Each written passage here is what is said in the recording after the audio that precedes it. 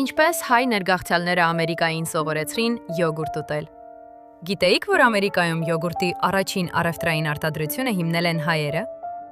1929 թվականին ներգաղթյալներ Սարգիս և Ռոուզ Կոլոմբոսյանները սկսեցին վաճառել իրենց պատրաստած մածոնը։ Նրանք Մասաչուսեթս նահանգի Անդովեր քաղաքում հիմնեցին Կոլոմբո և որդիներ կաթնամթերքի գործարանը։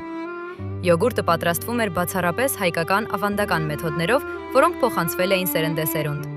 Սկզբում ամերիկացիներին անծանոթ էր այս մթերքը, բայց Կոլոմբոսյանների շնորհիվ այն դարձավ ամենասիրված առողջարար ուտեստներից մեկը ողջ Միացյալ Նահանգներում։